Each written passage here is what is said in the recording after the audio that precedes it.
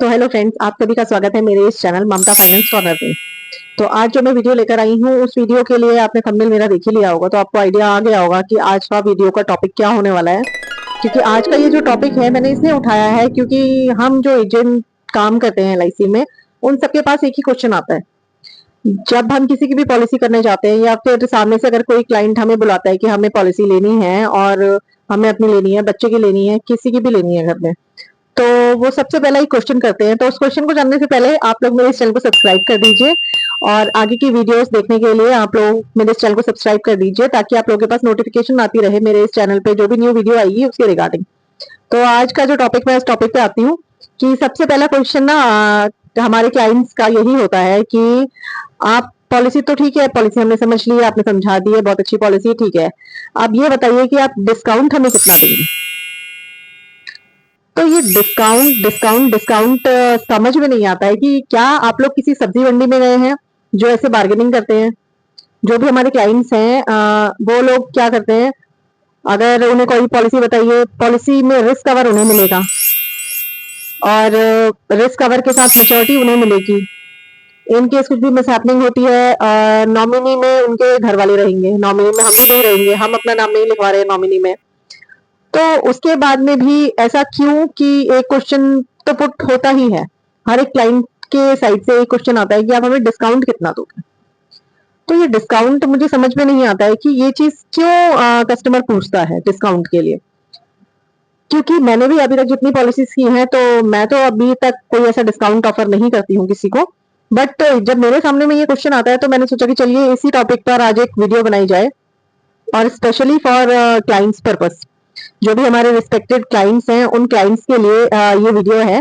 तो आप लोग प्लीज इस वीडियो को देख के हमें बताइएगा कि क्या ये चीज जेन्युइन है, डिस्काउंट मांगना क्या सही है। क्योंकि आप लोगों को शायद ये आइडिया नहीं होता कि एजेंट को कमीशन कितना होगा, कितना एजेंट का कमीशन आ रहा है। आप लोगों को ये लगता है कि अरे एजेंट हमारी पॉलिसी से तो बहुत पैसे कमा लेगा। बट आपको मैं जेन्युइन बताऊं तो आप लोग ये सोचते हैं कि एजेंट काफी अच्छी अर्निंग कर लेता है, तो इस वजह से हम उससे डिस्काउंट मांगेंगे और वो डिस्काउंट दे देगा। बट कुछ एजेंट ने ऐसा किया भी है कि मार्केट में ना इस टाइप से ऐसा कुछ सिचुएशन बनाई हुई है सब एजेंट्स ने, कि बस कैसे भी करके पॉलिसी ले ले कोई, हम डिस्काउंट देने के लिए तैयार हैं, चाहे वो हमें अपने घर से उठा के पैसे उसे क्यों ना देने पड़े। तो ये चीज गलत है एजेंट की साइड से भी, क्योंकि एजेंट ने ये माहौल क्रिएट किया है। तो आज मैं आपको बताने जा रही हूँ कि डिस्काउंट अगर आप लोग मांगते हैं, तो डिस्काउंट मांगने से पहले आप लोग कुछ चीजों का ध्यान रखें। कि डिस्काउंट मांगने के लिए आप डिस्काउंट तो मांग लेते हैं एजेंट से, और एजेंट आपको, कुछ एजेंट ऐसे हैं जो आपको डिस्काउंट खुद भी ऑफर करते हैं और आपके बोलने पे वो डिस्काउंट दे भी देते हैं। बट क्या वो आपको सर्विस देंगे? क्योंकि पॉलिसी लेते टाइम तो हमें एक ही बात ध्यान में आती है कि ठीक है, हमने पॉलिसी लेनी है, इस पॉलिसी पे हमें कितना डिस्काउंट आप दोगे।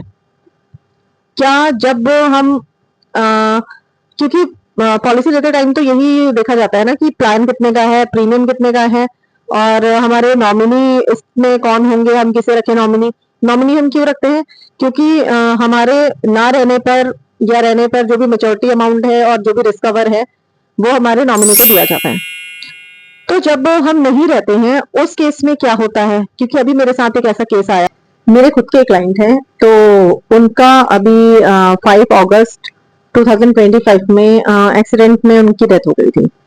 तो उस केस में क्या हुआ, क्योंकि वो सिर्फ हस्बैंड वाइफ थे और उनकी जो पॉलिसी थी वो 2023 में उन्होंने ली थी, 2023 से 25 तक, 2025 तक की वो पॉलिसी चली सिर्फ 2 साल।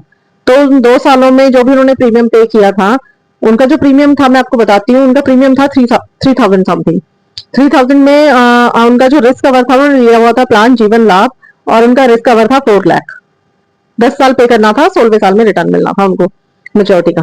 बट ऐसी सिचुएशन आई कि 2 साल में ही ऐसा कुछ हो गया उनके साथ, तो उनका रोड एक्सीडेंट हुआ और उसमें उनकी डेथ हो गई। अब जब डेथ हुई, डेथ होने के बाद में उनकी ट्विंस बेबी जुलाई के मंथ में हुए थे और अगस्त में उनकी डेथ हो गई। तो उस केस में अब क्या हुआ, क्योंकि ट्विंस बेबी थे, 1 मंथ के भी वो बेबीज नहीं हुए थे, तो फैमिली में मम्मी पापा थे, बट फैमिली में जो मम्मी पापा थे वो काफी एजेड हैं, उनके साथ कुछ हेल्थ इशू है, तो वो इतना सफर नहीं कर सकते कि कैसे ब्रांचेस विजिट करना है, कैसे क्या क्या प्रोसेस करना है, ये सब चीजें। तो अब ये सब सारी चीजें किसे प्रोसेस करवानी पड़ रही है, उनकी वाइफ को।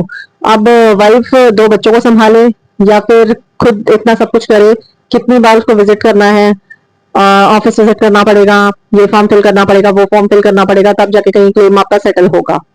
बट क्योंकि मैंने कोई उनको डिस्काउंट नहीं दिया हुआ था, तो उस केस में मैंने उनकी जेन्युइनली हेल्प करी, सारी चीजें उनको अपने हैंड से क्लियर करी कि ऐसी ऐसी सिचुएशन है और इस सिचुएशन में आपको क्या सोल्यूशन मिल सकता है एलआईसी से।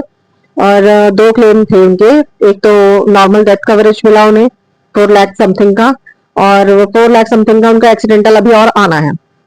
तो ये लेटेस्ट ही है अभी, मतलब उनका एक क्लेम आ चुका है और एक्सीडेंटल कवरेज जो है अभी तक आई नहीं है, वो अभी आनी बाकी है। तो अब उस केस में क्या हुआ, क्योंकि मैंने उन्हें कोई डिस्काउंट ऑफर नहीं किया था, ना उन्होंने मेरे से कोई डिस्काउंट मांगा था, तो उसके बाद में अब जब पॉलिसी में मैंने कोई डिस्काउंट नहीं दिया है, तो मैं उनकी हेल्प कर रही हूँ प्रॉपर तरीके से, क्योंकि मुझे पता है कि मेरा कुछ भी पैसा ऐसा वेस्ट नहीं गया, जो उनकी मेरा जो कमीशन है वहां ऐसा उसका कोई मिस यूज नहीं हुआ, ना उन्होंने मांगा ना मैंने दिया। तो इसलिए अब मैं उनकी हेल्प कर रही हूँ। बट उसी केस में अगर मैंने उन 3000 की उनकी पर मंथ की पॉलिसी थी, अगर मैंने उन्हें 10,000 दे दिया होता या 3000 दे दिया होता या 5000 दे दिया होता, XYZ कुछ भी अमाउंट अगर मैंने उन्हें दिया होता, तो क्या मैं उनकी अब हेल्प करती? नहीं करती। क्यों? कोई भी एजेंट नहीं करेगा। क्यों? क्योंकि उन्हें पता है कि अरे हमें तो डिस्काउंट दिया हुआ है, अब अपने आप करें जो करना है। बट ये चीज जो क्लाइंट होते हैं वो ये नहीं सोचते, वो ये सोचते हैं कि ठीक है हमें तो डिस्काउंट मिल गया, ठीक है कोई बात नहीं। बट जब वो क्लाइंट नहीं रहता, इनकेस कुछ भी मिसहैपनिंग ऐसी हो जाती है, तो उसके बाद उसके नॉमिनी को कितना सफर करना पड़ेगा, ये चीज आप लोग सोचिए। सिर्फ एक नॉर्मल डिस्काउंट के लिए, जो कि 2,000 3,000 5,000 यही आपको डिस्काउंट मिलेगा। अब ये मिलने के बाद ये तो आपको मिल गया, इसके बाद फिर क्या है, आगे अगर 1-2 साल बाद या कभी भी कुछ भी ऐसी मिसहैपनिंग आपके साथ हो गई, तो उस केस में आपके नॉमिनी को कितना सफर करना पड़ेगा, क्योंकि कोई एजेंट उस टाइम उनके पास नहीं होगा। और कोई भी एजेंट उस टाइम अगर उसे पता है कि हाँ अच्छा ये वो क्लाइंट है, इनको तो भाई मैंने इतना डिस्काउंट दिया हुआ था, अच्छा क्लेम आ गया, क्योंकि क्लेम का प्रोसेस एक ऐसा प्रोसेस होता है जिसमें शायद ही मतलब 1 साल से कम आप मान के चलिए कि 1 साल तो आपका लग जाएगा उस क्लेम को सेटल करने में। अब उस 1 साल के बीच में उस क्लाइंट को कितना सफर करना पड़ता है, उस क्लाइंट के नॉमिनी को, उस नॉमिनी को कितना सफर करना पड़ता है कि बार बार ब्रांच विजिट करो, ये फॉर्म फिल करो, वो फॉर्म फिल करो, वेरिफिकेशन होगी, आपके घर में विजिट होगी, ऐसा पूछा जाएगा वैसा पूछा जाएगा, वेरिफिकेशन के लिए बार बार आपको ऑफिस बुलाया जाएगा। बट ये सब चीजें होने से बच जाती है। क्यों? क्योंकि अगर एजेंट साथ होता है, एजेंट वो सारे चीजें करवा लेता है, वो सारी चीजें अपने एंड पर आगे प्रोसेस करता रहता है, और जो भी अपडेट्स होती हैं वो अपने नॉमिनी को देता रहता है, क्लाइंट के नॉमिनी को देता रहता है। बट ये चीज उस टाइम पे ना पॉलिसी होल्डर सोचते नहीं है, उन्हें ये लगता है कि ठीक है हमने तो पॉलिसी ले ली, हमें डिस्काउंट मिल गया, हमें और क्या चाहिए। बट प्लीज ये सोच के आप लोग आगे से ध्यान रखिएगा कि डिस्काउंट मांगने से पहले उस सिचुएशन को आप लोग सोच लीजिए जो सिचुएशन आपके ना रहने पर हो सकती है। अब क्योंकि मेरे वो जो क्लाइंट थे, अभी उनका मैंने एक क्लेम सेटल करवा दिया है, 4.5 लाख रुपए का उनका एक क्लेम आ चुका है। तो उसके लिए मैं आपको बता दूं कि शायद मैंने 10 बार चक्कर लगा लिए होंगे, और उनको शायद 1-2 बार ही उनकी विजिट मैंने करवाई होगी, और बाकी सारा काम मैंने खुद से किया है। तो यही फर्क पड़ जाता है डिस्काउंट और नॉट डिस्काउंट में। अगर आप डिस्काउंट मांगेंगे तो क्या डिस्काउंट में बेनिफिट आपको मिलेंगे, उस टाइम वन टाइम आपको बेनिफिट लगता है कि हाँ जी वन टाइम तो हमें बेनिफिट मिल गया है, बट वो उस टाइम पर जब आप नहीं रहेंगे तो उस टाइम की सिचुएशन को आप सोच के चलिएगा प्लीज, क्योंकि डिस्काउंट एक ऐसी चीज है, उस टाइम तो आपको अच्छा लगता है कि हाँ हम डिस्काउंट मांग रहे हैं, बट क्या आप लोग किसी सब्जी मंडी में होते हैं या सब्जी लेने के लिए जाते हैं, डिस्काउंट हम कहाँ कहाँ मांगते हैं। एक अगर हम किसी सब्जी मंडी में जा रहे हैं, वहां हमें डिस्काउंट चाहिए, वहां हमें बार्गेनिंग करनी होती है।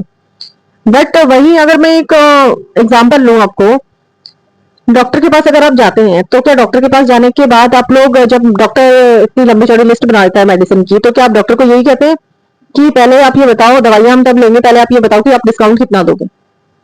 नहीं मांगते आप उस टाइम डिस्काउंट। क्यों? क्योंकि आपको पता है कि ये दवाइयां हमारे लिए बहुत जरूरी है। तो प्लीज आप सभी से मेरी रिक्वेस्ट है, LIC भी आप लोगों के लिए ऐसी ही जरूरी है। LIC क्या, कोई भी इंश्योरेंस अगर आप लेते हैं तो वो आपके लिए इतना ही जरूरी है।